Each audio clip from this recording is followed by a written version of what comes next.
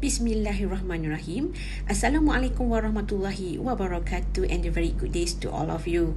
My name is Aina Maya Munira binti Ismail. I'm from College of Mechanical Engineering Study, UiTM Johor Branch, Pasir Gudang Campus.